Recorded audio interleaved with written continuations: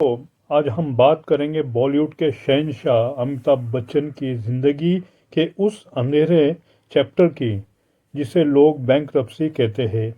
ये सिर्फ एक फाइनेंशियल क्राइसिस नहीं थी, बल्कि एक ऐसा मोड़ था जहां एक सुपरस्टार जो कभी अंग्रेजी फिल्म से लेकर हिंदी सिनेमा तक का बादशाह था, एक दिन जीरो बैंक बैलेंस तक पहुंच गया।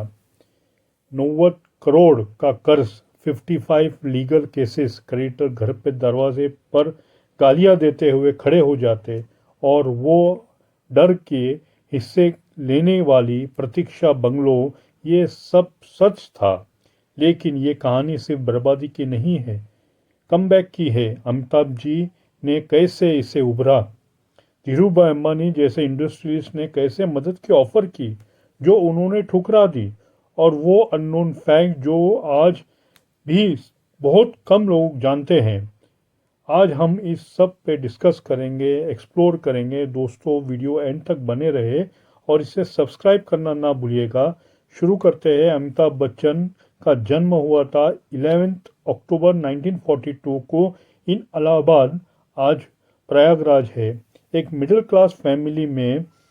उनके पिताजी हरवंश राय बच्चन फेमस पोएट थे और माँ तेजी सोशल एक्टिविस्ट। बच्चन जी ने कोलकाता में पढ़ाई की, फिर कलकत्ता यूनिवर्सिटी के से ग्रेजुएट किया और एक शिपिंग फर्म में काम किया। लेकिन उनका दिल था एक्टिंग में। 1969 में वो मुंबई आ गए और डेब्यूट किया सात हिंदुस्तानी से।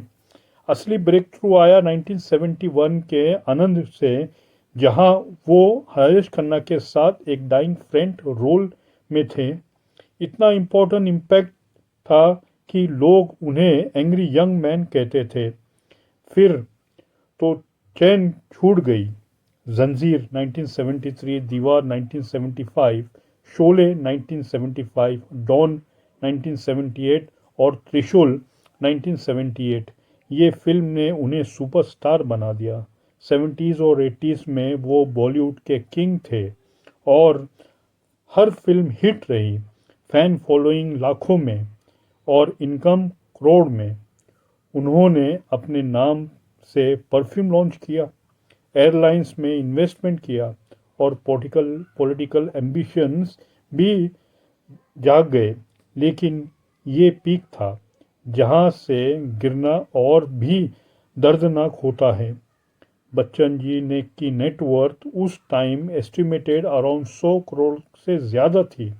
लेकिन ओवर कॉन्फिडेंट और रॉन्ग डिसीजंस ने सब कुछ बर्बाद कर दिया। बैंकरप्सी की कहानी शुरू होती है 1984 से, जब अमिताभ जी ने पॉलिटिक्स में कदम रखा। उनके दोस्त राजीव गांधी ने उन्हें इलाहाबाद से लोकसभा का टिकट दिया, इलेक्शन में जीत गए और राजीव जी ने कैबिनेट में यूथ अफेयर मिनिस्टर बना दिया। लेकिन ये सिर्फ 3 साल चला। 1987 में बोफोर्स स्कैंडल खुला। स्वीडन की बोफोर्स कंपनी ने इंडियन आर्मी के लिए गन्स सप्लाई किए और किकबैक का एलिगेशन लगा राजीव गांधी और उनके क्लोज एसोसिएट्स पर, इंक्लूडिंग अमिताभ बच्चन पर। मीडिया ने उन्हें विलन बना दिया। बच्चन जी ने रिजाइन कर दिया, पॉलिटिक्स छोड़ दी। लेकिन इमेज खराब हो गई। फिल्म में भी ऑफर कम आने लगे। ये था पहला ब्लो। पब्लिक ट्रस्ट टूट गया और फाइनेंशियल भी प्रेशर बढ़ गया, क्योंकि पॉलिटिकल एक्सपेंस हाई थे। अननोन फैक्ट यहाँ, 25 साल बाद 2012 में बोफोर्स केस में प्रोसिक्यूटर ने कोर्ट में एडमिट किया कि बच्चन नाम को डेलिबरेटली स्कैंडल में घसीटा गया ताकि केस को जूसी बनाया जा सके। बच्चन जी ने अपने ब्लॉग बच्चन बोल पर लिखा था, this was a planted name and the pen lingers. ये फैक्ट आज भी उन्हें हर्ट करता है, लेकिन तब ये उनके करियर का नींव हिला दिया था। अब आते हैं असली विलन पर। Amitabh Bachchan corporation limited, ABCL। 1995 में लॉन्च हुआ ये कंपनी जब अमिताभ जी 53 साल के थे। आइडिया था डाइवर्सिफाई करना, film production, event management, TV shows, music distribution. उन्होंने 150 लोगों को हायर किया, 15 फिल्में प्रोड्यूस करने का प्लान बनाया। हर फिल्म का बजट था 3 से 8 करोड़ का। इनिशियल सक्सेस मिला, टीवी शोज देख भाई देख हिट हुआ। फिर 1996 में एबीएसएल ने मिस वर्ल्ड पेंजेंट को इंडिया लाने का कॉन्टैक्ट लिया बेंगलोर में। ये था गेम चेंजर या डिसास्टर कहिए। Turnover 65 crore rupees, profit rupees 15 crore साल। लेकिन ये सिर्फ शुरुआत थी। क्यों फेल हुआ एबीसीएल? पहला, मिस मैनेजमेंट। प्रोफेशनल मैनेजर लाए जैसे सीईओ संजीव गुप्ता, लेकिन कॉन्फ्लिक्ट हुए। नॉर्थ अमेरिका के स्टेज शो पर झगड़ा, गुप्ता को रिप्लेस किया गया गौतम बैरी से। दूसरा फिल्म फ्लॉप हुआ मृत्युदाता 1997 में, जो उनकी कमबैक फिल्म थी, बॉक्स ऑफिस पर बॉम्ब। तीसरा, मिस वर्ल्ड का कंट्रोवर्सी, इंडिया में स्विम सूट राउंड पर प्रोटेस्ट हुए, फेमिनिस्ट रिलीजियस ग्रुप ने अपोज किया, इवेंट को पार्शली सी शेल शिफ्ट करना पड़ा, उनका लॉस हुआ 4 करोड़। पब्लिक इमेज खराब हुई, सो अलग, स्पॉन्सर्स भाग गए। ईयर था 1998, लिक्विडिटी क्रश हो गई, फंड्स फिल्म में अटके, स्टाफ सैलरीज के लिए पैसा नहीं बचा, कॉन्फिडेंस गया। मार्च 1999 में board for industrial and financial reconstruction BIRFR ने एबीएसएल को सिक कंपनी डिक्लेयर कर दिया।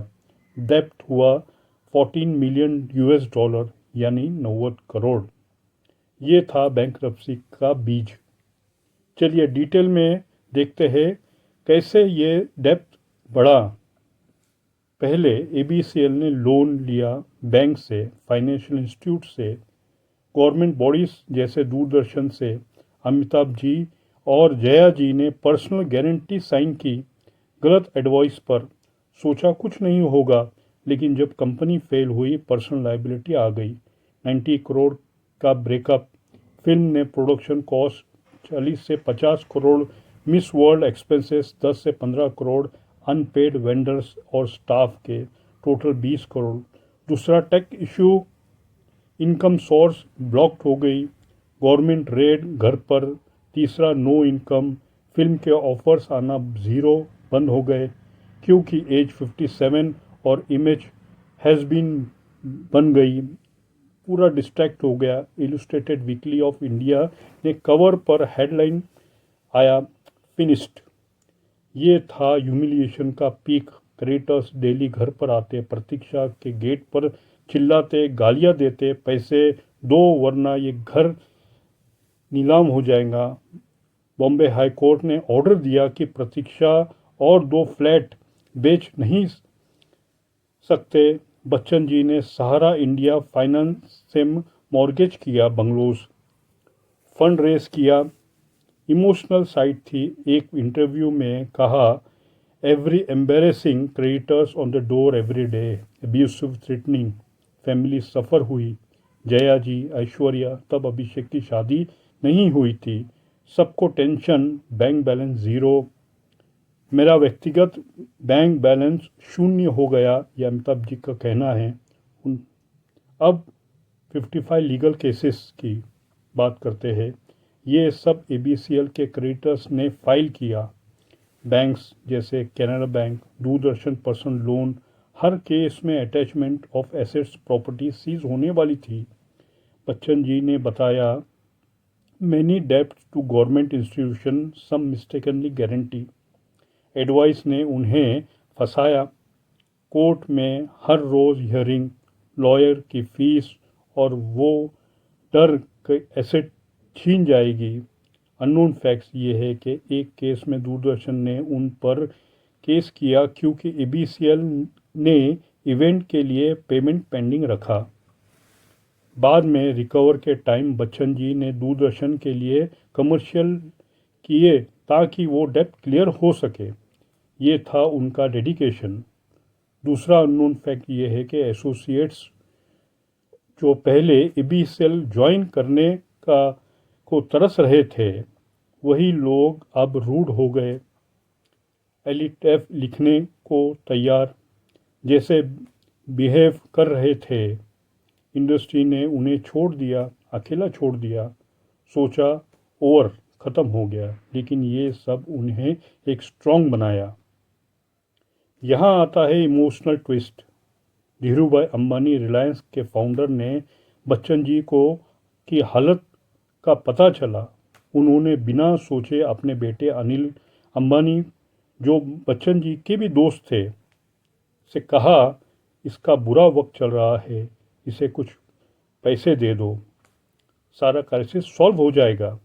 ये ऑफ़र इतना जेनरस था कि डेब्ट क्लियर हो जाते, लेकिन अमिताभ जी ने मना कर दिया क्योंकि प्राइड में अपने बल पर खड़ा होना चाहता था।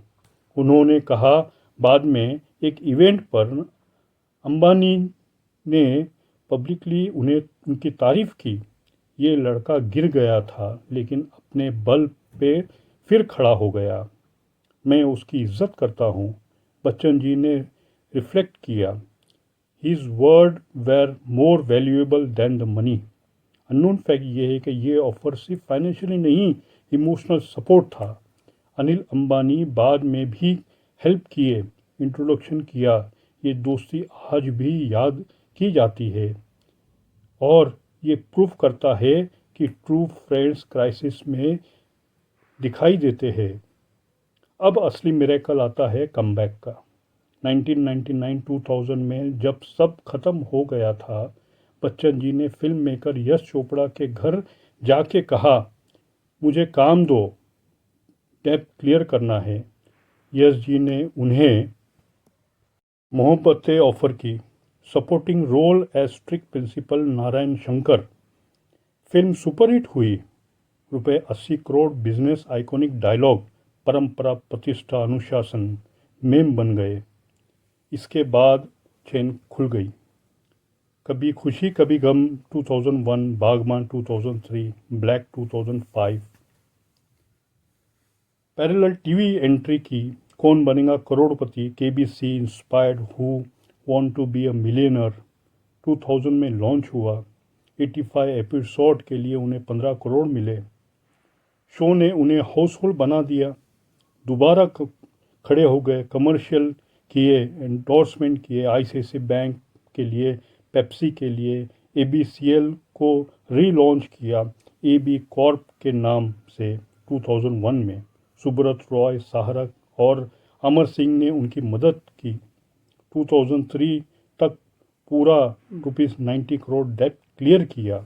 अननोन फैक्ट ये है कि केबीसी के टाइम वो पहले लिविंग एशियन थे जिनका wax statue Tussaud, Madame Tussauds में लगा। और रिकवरी में अमर सिंह का रोल बड़ा था। मॉरल सपोर्ट, पॉलिटिकल कनेक्शन, 2005 में हेल्थ इशू, सर्जरी, लेकिन वो भी क्रॉस किया। चलिए अब अननोन फैक्ट को देखते हैं जो रिसर्च से मिले हमको। पहला, मिस वर्ल्ड के कंट्रोवर्सीज में swim suit round shift session के अलावा एक हिडन कॉस्ट था, legal fees for protest handle करने के लिए 2 करोड़ एक्स्ट्रा गया। दूसरा, बैंकरप्सी टाइम पे अमिताभ जी ने एक छोटा सा लोन लिया दोस्त से, जो आज भी रीपे नहीं किया फुल्ली। ये उनकी ह्यूमिलिटी दिखाता है। तीसरा, जया जी ने राज्यसभा एफिडेविट में 2012 में रिवील किया, रिकवरी के बाद उनकी एसेट 500 करोड़ पहुंच गई। Fix deposit 92 crore, gold 22 crore, Rolls Royce car 3 crore. चौथा, बोफोर्स क्लियर होने के बाद बच्चन जी ने क्विकली एक चैरिटी स्टार्ट की यूथ के लिए, ताकि वो स्कैंडल ना फेस करे। पांचवा, एबीसीएल फेल्यूर में एक मैनेजर ने एम्ब्रेस लीक किया था, 5 करोड़ रुपए, जो कोर्ट केस में प्रूव हुआ लेकिन छुपा गया मीडिया से। चौथा कमबैक ये था कि पहले उन्होंने एक स्टेज प्ले किया इलाहाबाद में फ्री लोकल फैंस के लिए। ये उनका ग्राउंडिंग दिखाता है। सातवां, धीरूभाई ने इवेंट पर अंबानी जी ने सिक्योरिटी का एक चेक भिजवाया था, जो बच्चन जी ने रिटर्न कर दिया। नोट के साथ इज्जत से जीना सीखा है। ये फैक्ट उनकी ज़िंदगी में रॉ साइड दिखाता है। इस सब से अमिताभ बच्चन जी ने सीखा और डाइवर्सिफाई मत करना, पर्सनल गारंटी से बचो और प्राइड को कंट्रोल करो। आज 82 साल की उम्र में वो बैंकेबल स्टार है। पिंक, पीकू, ब्रह्मास्त्र जैसे फिल्म केबीसी सीजन 16 होस्ट किया। उनकी net worth estimate around 1600 crore. Property Prateeksha, Jalsa, multiple farms. Family में अभिषेक एक्टर है, ऐश्वर्या ग्लोबल आइकॉन है, श्वेता ऑथर है। उन्होंने कहा, गिरना तो सब सिखाता है, खड़ा होना खुद से सीखना पड़ता है। ये कहानी इंस्पायर करती है बैंकरप्सी से करोड़पति बनने तक। दोस्तों, अमिताभ बच्चन का बैंकरप्सी सिर्फ एक चैप्टर था पूरी एपिक की। क्यों हुआ? एम्बिशन और मिसमैनेजमेंट से। कैसे हुआ? एबीसीएल के फ्लॉप से। रियलिटी 90 करोड़, डेप्थ जो आज के तारीख में 1000 करोड़ थे। डेली ह्यूमिलेशन होता था। अननोन फैक्ट्स ये है कि अंबानी ने के रिफ्यूज़ ऑफर, हिडन एम्बलेजमेंट, लेकिन उनकी रेसिलेंस ने सब बदल दिया। दोस्तों, वीडियो अच्छा लगा तो लाइक, शेयर, सब्सक्राइब ज़रूर करिए, आपसे रिक्वेस्ट है। मिलते हैं अगली वीडियो में। जय हिंद।